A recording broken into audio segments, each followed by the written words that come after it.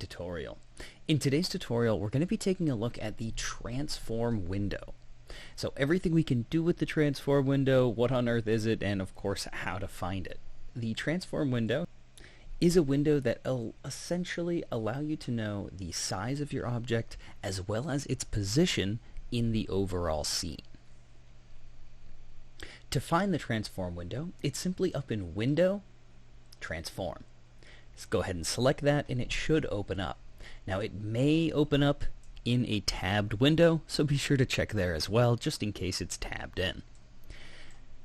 Now, the transform window is super helpful, especially if you have a couple of different objects in your scene and you want to just go ahead and make sure that at the right spot. To begin with, we're going to go ahead and select an object. Let's go ahead and just grab this trigger spray bottle.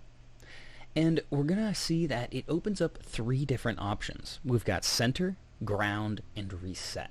Center, we'll go ahead and center your object. As you can see here, if I say take this one and center that in, they're all going to be centered along the same position. And as you can see, the position will also reflect where it is.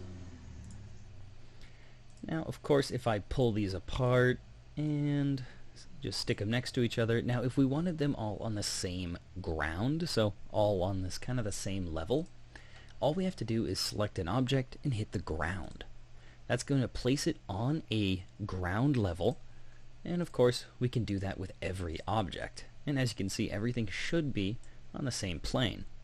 And it works especially well if you have shadows, so that nothing's floating or kind of hovering out there. Now the last option here is called Reset. This is going to actually allow you to do a couple of different things. If I click the Reset button here, it's going to open up our Reset options. Now inside of here we can reset the transformations back to the default, meaning anything that we moved around, it will reset it back to where it was when we created it or dragged it into the scene. Bake transformations will go ahead and allow you to, if you see my position here is 3.6 in the scene and 2.6 from the starting 0. And what bake will do is set this new position as its center. So that will 0, 0, 0 the position out without moving it in the scene. Now, Reset X-Form is a different variation of baking the transformations, but just know that it will reset the position back to 0, 0, 0 as well. Now, of course, we also have Reset and Center. What that's going to do is reset the position back to the center of the object, and it will also make sure that the position data is also 0, 0, 0.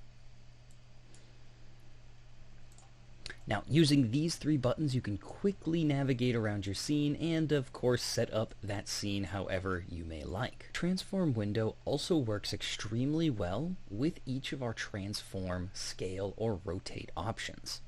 Let me show you.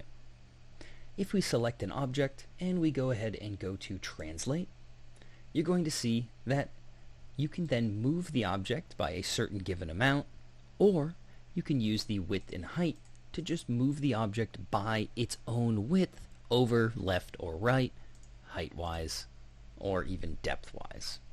You can also duplicate items here in this window. Now if you move over to the Scale tool, this will give you the percentage of the original object, right now it's at 100%, and the actual size it is in the scene. If you were to go ahead and scale in either direction, you'll see that it reflects the new percentage as well as the actual size.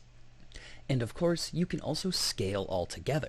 That will lock everything together so that when you increase the height, width, or depth, it will be locked in whatever position it was.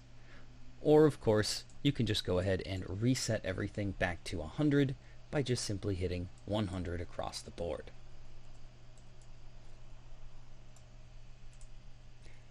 Now, with our Rotate tool, it will also give you the position or rotation in the X, Y, and Z axes, but it will also give you these awesome buttons for -90 or +90 degree turns, meaning if you just need to rotate your object along the side or just spin it around front to back, you can do this quite simply by hitting these 90, +90, or -90 buttons.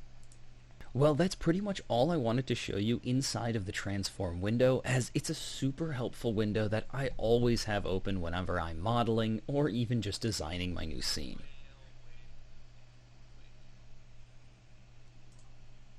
Thank you so much for joining me, Adam Chop, in this IC3D tutorial.